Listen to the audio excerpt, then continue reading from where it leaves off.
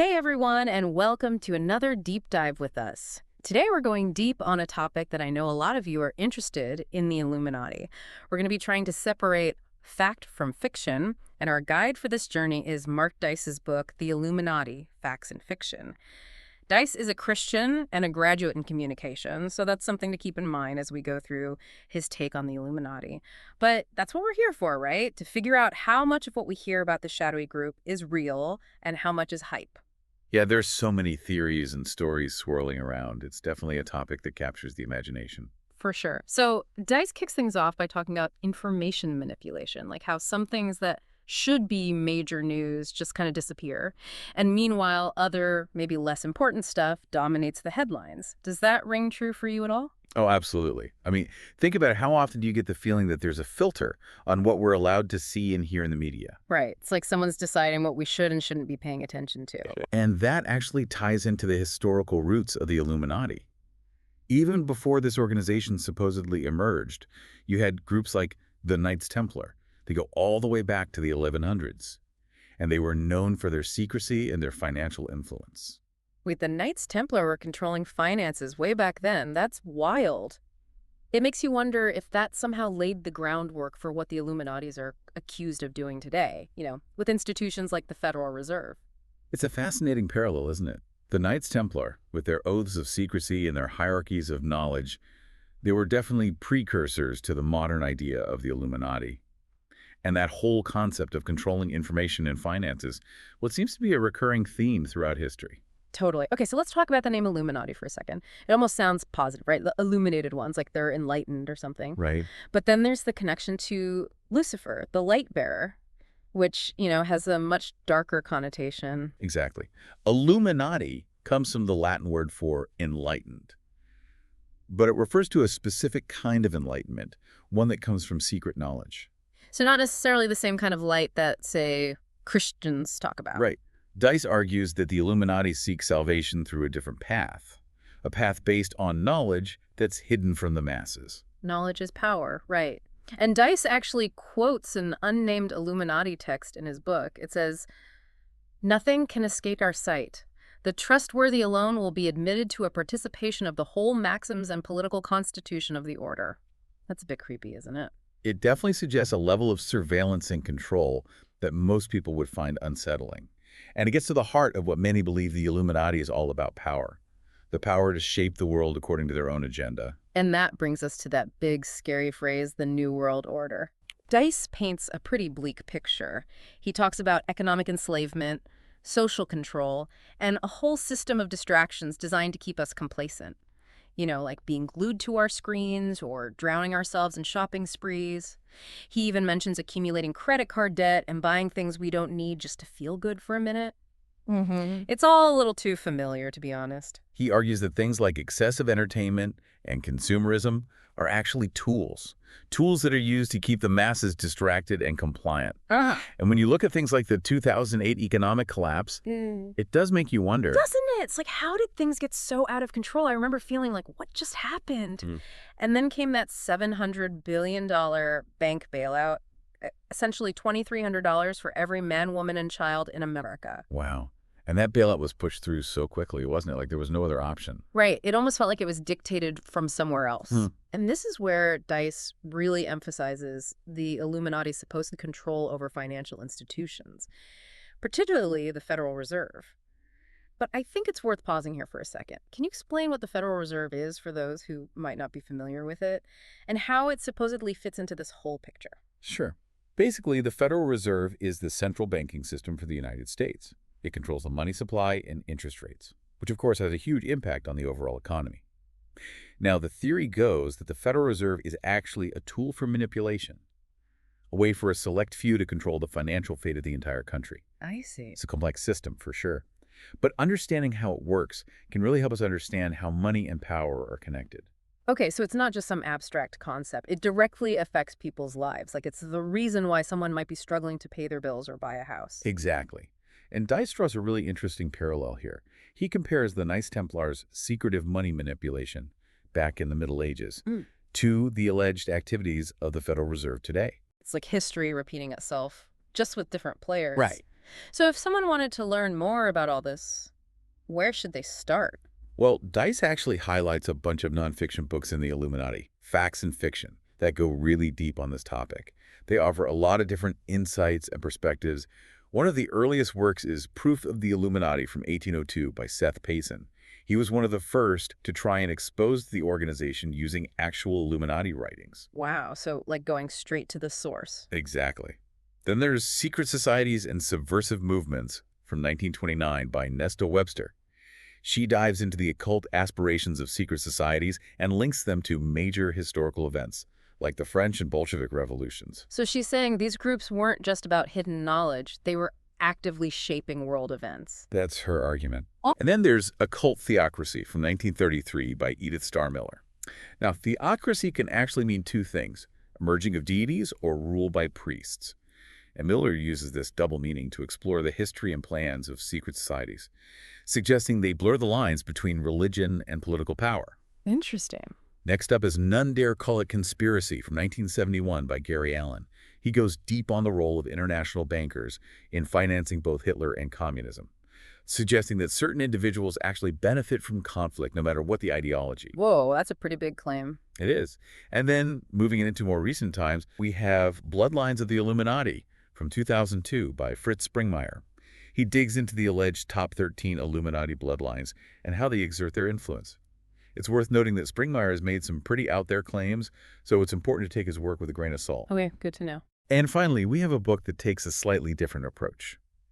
The Secret Teachings of All Ages from 1928 by Manly P. Hall.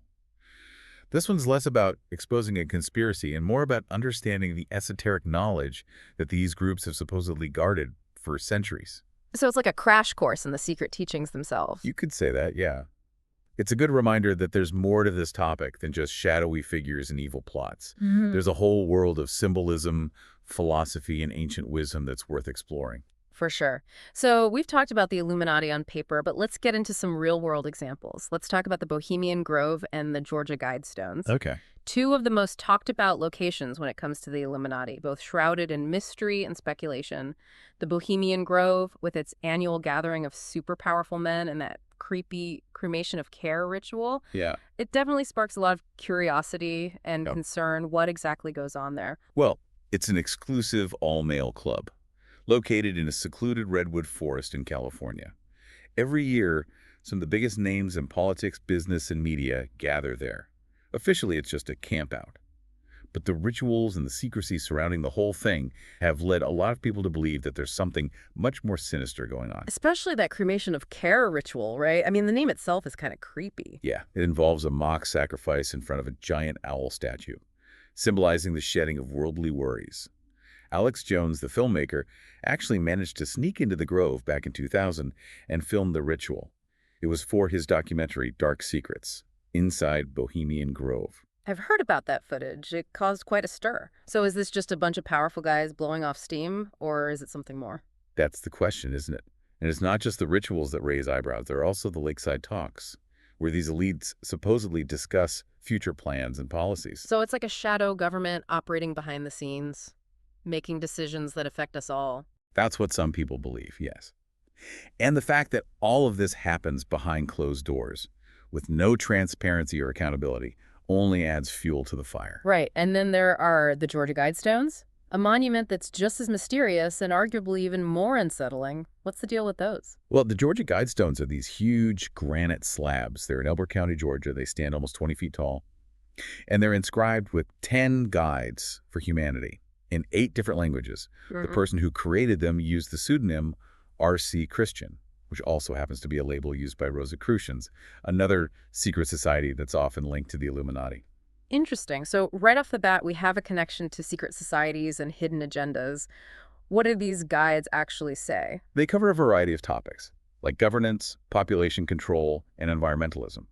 Some of the guides, like maintain humanity under 500 million map in perpetual balance with nature, have been interpreted as advocating for a pretty drastic reduction in the world's population. 500 million people. That's like, what, an 80% reduction from where we are now? Yeah, it's a significant decrease. That's intense. And it's worth noting that some pretty influential people like Ted Turner and Prince Philip have openly advocated for population reduction. So, are the Georgia Guidestones a blueprint for a dystopian future orchestrated by the Illuminati? Or just a weird monument with no real meaning? That's for you to decide. But the combination of secrecy, cryptic messages, and potential connections to powerful individuals definitely gives you something to think about, doesn't it? It does. It feels like we're being sent a message, whether it's a warning, a threat, or something else entirely. Mm-hmm. And speaking of messages, how about we shift gears and look at how the Illuminati is portrayed in modern media? It's a topic that's gone from the fringes to the mainstream. It's everywhere from documentaries and news segments to talk shows and even comedies. It's true. The Illuminati seems to be everywhere these days. But are these portrayals helping us get closer to the truth, or are they just adding to the noise and confusion? That's a great question, and it's one that we'll be exploring in more detail in the next part of our deep dive. Sounds good to me. I'm ready to go deeper. Me too. It's really interesting how the Illuminati have kind of made their way into popular culture. It's true. I mean, they're everywhere. Documentaries, movies, music, you name it. But with so much out there, how do you even begin to figure out what's credible and what's just entertainment? Yeah, that's a good question. Well, I think a good place to start is by looking at some of the documentaries that have tried to expose the Illuminati, like John Ronson's series, Secret Rulers of the World. He actually goes inside the Bohemian Grove and gives us a pretty rare glimpse into that world. I've heard about that series. It's supposed to be pretty eye-opening. It is. And then there's Alex Jones, who we talked about earlier. His documentary, Terror Storm, delves into this idea of government-orchestrated terrorism. He even talks about Operation Northwoods, which was an actual plan considered by the U.S. government back in the early 1960s. Hey, hold on. Operation Northwoods. What Yeah. was that all about? It was a proposal to stage false flag attacks on U.S. soil as a way to justify a war with Cuba. It was ultimately rejected by President Kennedy, but the fact that it was even considered is pretty disturbing, right? That's insane. It makes you wonder what else they might be capable of. Right. And then you have films like Loose Change and Fabled Enemies, which examine evidence that challenges the official story of the 9/11 attacks. 9/11 is such a sensitive topic, and people who question the official narrative are often labeled as, conspiracy theorists. But is it really so crazy to think that there might be more to the story? It's definitely a complex event with a lot of unanswered questions. And then there's Zeitgeist, which takes things a step further and proposes that we don't even need money, that society could function perfectly well without it. That's a pretty radical idea. It is, but it raises some interesting questions about the role of money and power in our world. How so? Well, the film argues that the people who are really in control, the ones who control the financial system, are the ones who benefit most from keeping things the way they are. They're the ones who would lose the most if we were to adopt a different way of life. Okay, I see. And then, of course, there's the classic The Money Masters documentary, which really goes in depth on the history of banking and the alleged manipulation of the Federal Reserve. Right. And we can't forget hacking democracy. That one exposes how vulnerable electronic voting machines are and raises concerns about election rigging. So we're talking about manipulation on a massive scale, from our finances to our elections. It's kind of scary, to be honest. It can be a lot to process. And it's not just documentaries that are tackling these issues. Talk show hosts have also weighed in on the Illuminati to varying degrees of seriousness. Yeah. I remember seeing those segments on late night TV. They'd joke about secret societies and stuff, but it always felt like there was a grain of truth beneath the humor. Exactly. Like you have Bill O'Reilly, who's generally pretty dismissive of these kinds of theories. Hmm. But even he had Lou Dobbs on his show to discuss the Council on Foreign Relations and their alleged plan for a North American Union. A North American Union? Yeah. What's that about? Well, it's the idea of merging the U.S., Canada, and Mexico into a single political and economic entity. Dobbs was really critical of it. He saw it as a threat to American sovereignty, like a way for these globalist elites to undermine national borders and erode American power. Okay, interesting. So these Illuminati theories are tied to real-world political movements. Absolutely. And then you have someone like Tucker Carlson, who's also been very critical of what he calls globalist agendas and the influence of multinational corporations. He's often accused of promoting conspiracy theories, but his skepticism resonates with a lot of people who feel like things are out of control, like their voices aren't being heard. It's that feeling that something isn't right, Yeah. that the people in charge aren't really looking out for us. So how does Hollywood portray the Illuminati? That's where things get even more interesting, because fiction allows us to explore these themes in a way that's safe. You can consider these ideas without necessarily saying they're true. Right, it's like a reflection of our fears and anxieties about power and control. What are some movies that do this well? Well, one of the early examples is the Illuminatus trilogy. It's a series of sci-fi novels from the 70s that incorporate Illuminati conspiracy theories into the story. And then there's Fear and Loathing in Las Vegas. Hunter S. Thompson actually mentions adrenochrome in that book. It's a fictional drug supposedly extracted from the adrenal glands of torture victims. It's become a pretty popular element in Illuminati lore. That's pretty dark. Yeah. And then there's 1984 by George Orwell. It's not explicitly about the Illuminati, but the way the party controls society in that book really mirrors a lot of the fears people have about this organization. It's a classic dystopian novel for a reason, right? It's like a warning about what could happen if we're not careful. Exactly. Yeah. And then there's the Illuminati card game, the one created by Steve Jackson Games. It's known for being eerily accurate in predicting future events. Yeah, I've heard about that. The game came out in the 80s, and some of the cards have been interpreted as foreshadowing things like 9/11 and the Oklahoma City bombing. And what's even crazier is that Jackson's office was raided by the Secret Service shortly after the game's release. Wait, seriously, why would the Secret Service care about a card game? Well, they claimed that Jackson was involved in computer hacking, but a lot of people believe it was because of the game's content. Like it hit a little too close to home for some people in power. Wow, that's wild. It is. And then you have a movie like The Matrix, which is often seen as an allegory for the Illuminati's control over reality. The Merovingian, the character who controls access to the keymaker, is seen by some as a symbol of the Illuminati's power. Their power to control what we know and what we don't know. Yeah, that makes sense. The Matrix itself is like a metaphor for this illusion that we're all living in, right? Controlled by forces that we don't fully understand. Right. So are all these films just entertainment? Or are they trying to wake us up to something? I think that's the beauty of fiction. It lets us explore these ideas without having to say they're definitively true or false. It's up to the viewer to decide what to believe. That's a good point.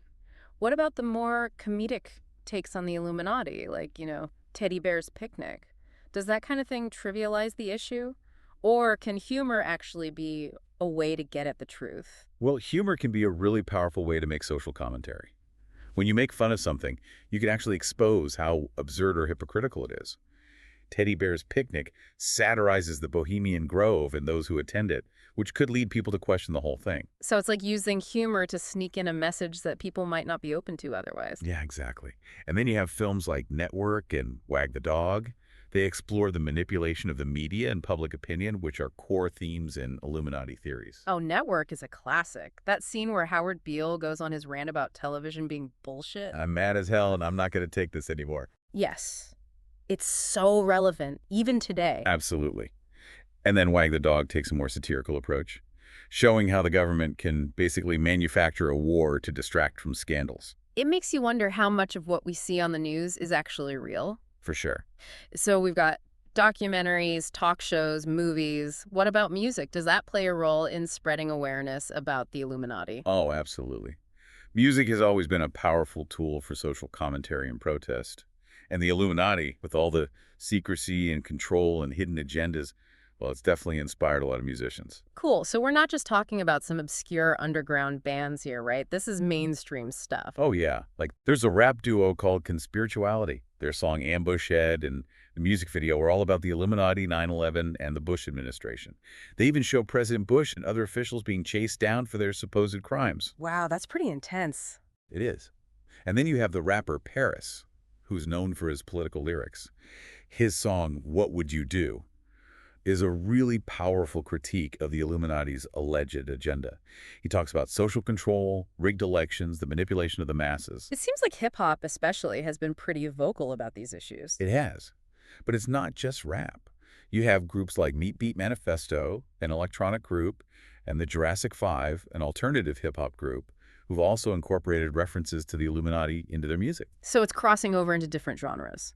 It is. And then there are metal bands like Gamma Ray, whose album No World Order is explicitly about this stuff. It seems like the Illuminati has become a global phenomenon, inspiring artists from all over the world. It's a way for people to connect over these shared fears and anxieties, to express themselves through music. Exactly. And music has the power to really move people.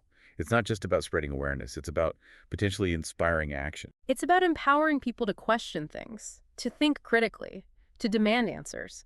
But with so much information out there, so many names and organizations, it can be hard to keep track of it all. You're right, it can be overwhelming. Which is why I think it's helpful to have a kind of glossary of key terms and players in this whole Illuminati saga. Just a cheat sheet. Yeah, exactly. So let's start with the Federal Reserve, which we already discussed. It's a major player in a lot of Illuminati theories. It's seen as a tool for manipulating the economy and enriching the elite. And then there's Freemasonry, which is this ancient fraternal organization. Some people believe it's a front for the Illuminati, or at least connected to it at the highest levels. The Freemasons, they seem to be surrounded by so much secrecy. All those rituals and symbols, are they really as powerful as some people say? Their level of influence is definitely up for debate.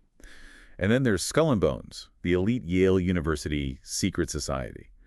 They've had a lot of powerful members, including several U.S. presidents. Some see it as a breeding ground for the Illuminati, like a place where future leaders are groomed to serve the organization's goals. So it's like a pipeline to power. That's the theory. And then, of course, there's the Bohemian Grove. It's like a gathering place for the global elite, where they supposedly engage in all sorts of bizarre rituals and make decisions that affect the rest of us. It's like something out of a movie. Yeah, and it has a certain creepiness to it.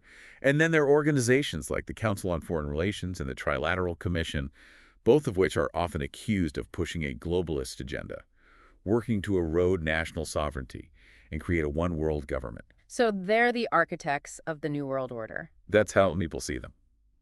And then there's the Bilderberg Group. They meet every year, and it's all very hush-hush. Nobody really knows what they talk about, which just adds to the mystery. It's like this shadow government operating in the shadows. Exactly. And then you have groups like the Committee of 300, a supposed council of elites who control global events, and the Tavistock Institute, known for their research on psychological manipulation and social engineering. So mind control. Propaganda. That's the idea. And then there's the Jason Society, a group of scientists who advise the U.S. government. They're very secretive, and some people believe they're involved in developing advanced technologies that can be used for all sorts of things. Like what kinds of things? Weapons, surveillance systems, who knows? And then there's MJ-12, a supposed secret group within the U.S. government that supposedly deals with UFOs and alien tech. Wait, aliens? Now we're really getting into conspiracy theory territory. It's a popular theme, the idea that the government is hiding evidence of extraterrestrial contact and that the Illuminati are somehow involved. So it's like a conspiracy within a conspiracy. Exactly. And then, of course, you have organizations like the United Nations, the International Monetary Fund, the World Bank, all of which are seen by some as tools of the Illuminati, used to further their globalist agenda. So it's like this massive network of interconnected organizations all working towards the same goal. That's the theory. And it's important to keep in mind that these are just a few of the many groups and individuals that are often linked to the Illuminati. It's a very complex web of connections, and it's up to each person to do their own research and decide what they believe. Yeah, it's definitely a lot to take in. It's easy to get lost in all the conspiracy theories. How do you even begin to figure out what's credible and what's not? That's the challenge, isn't it? And it's one that we'll be tackling head-on in the next part of our deep dive. All right, so we've explored a lot about the Illuminati, the history, the goals, and the cultural impact. But at the end of the day, how do we make sense of it all? How do we figure out what's fact and what's fiction when it comes to these kinds of conspiracy theories? That's the big question, isn't it? And Right. honestly, there's no easy answer. But I think a really important starting point is to develop our critical thinking skills. So not just blindly accepting everything we hear, but actually, questioning, analyzing, and forming our own conclusions. Exactly. It's about being discerning, being aware of our own biases, Yeah. and being open to changing our minds when presented with new information. I know, I've definitely fallen for things that sounded really convincing at first, but then they turned out to be totally bogus. Like, remember that whole Earth is flat thing? Please tell me you didn't buy into that one. Oh, no. We all have our moments. Yeah. But the important thing is to learn from them, right? And to develop strategies for evaluating information more effectively. One thing that's really helpful is to consider the source. Who's presenting this information? What are their motives? Are they credible? Right. Just because something's on the internet doesn't make it true. Exactly. And with so much information out there these days, it's so easy to get caught up in an echo chamber where we only hear what we already believe. Absolutely. And that's why it's so important to expose ourselves to different viewpoints, to actually listen to people who disagree with us, and to be open to the possibility that we might be wrong. So being open-minded. but not so open-minded that our brains fall out. Exactly. It's all about finding that balance between healthy skepticism and, going down the rabbit hole of paranoia. Right. And we also need to be aware of how the media can be manipulated, both intentionally and unintentionally. It's funny, whenever I hear about the Illuminati, I can't help but think of those late-night infomercials, the ones that promise to reveal all these secrets of the universe for like 1999 cents. It feels like there's a similar kind of manipulation going on with some of these conspiracy theories. I see what you mean. There's definitely an allure to having access to secret knowledge, the feeling like you're in the know while everyone else is in the dark. But it's important to be careful. There are people out there who will try to exploit that for their own gain. So how do we protect ourselves from being manipulated? I mean, it feels like we're constantly bombarded with information from all sides. Well, one thing we can do is diversify our sources. Mm-hmm. Don't rely on just one news outlet or one website. Read different perspectives, compare and contrast. Try to get a more well-rounded view. That makes sense. What about when it feels like everyone's talking about a certain conspiracy theory? Like it's all over social media and the news. Does that mean it's more likely to be true? Not necessarily. Just Mm-hmm. because something is popular doesn't mean it's accurate. In fact, sometimes the more widespread a theory becomes, the more likely it is to be used by people who have their own agenda. So it's like a self-fulfilling prophecy. The more people believe something, the more real it becomes, even if there's no evidence to back it up. Exactly. That's why it's crucial to be critical thinkers, to question the narratives that we're given, and to really try to seek out the truth for ourselves. It all comes back to that, doesn't it? Taking responsibility for what we believe. But man, it's tough. Sometimes it feels like the more you learn about the world, the more complicated it gets. It's true. The world is a complex place. It's full of contradictions and gray areas, but that's also what makes it so interesting. The search for truth is a journey, and it's one that we should all be on. And maybe that's the biggest takeaway from all this, from this whole deep dive into the Illuminati. It's not about finding all the answers. It's about asking the right questions, challenging our assumptions, and being willing to learn and grow. Couldn't have said it better myself. Yeah. It's about becoming more informed, more engaged, and more empowered citizens. People who can navigate this complex world with a critical but open mind. Well, my brain is officially full for today. We've covered so much ground. Ancient secret societies, modern-day media manipulation, economic conspiracies, mind control. We've explored where the idea of the Illuminati came from, the goals they supposedly have, the methods they use, and how these theories have become a part of our culture. We've looked at both sides, the believers who see the Illuminati's influence everywhere, and the skeptics who think it's all just paranoia. And we've considered the impact of these beliefs. Both the negative consequences and the potential for positive change. But like with any deep dive, this is just the beginning. The conversation doesn't end here. We encourage everyone listening to keep exploring, to dig deeper into the things we've talked about, find more information, and talk to other people about it. Yeah. Share your own thoughts, challenge your own assumptions, keep searching for the truth. That's what it's all about. Absolutely. Thanks for joining us on this deep dive. It's been a pleasure. Until next time, stay curious,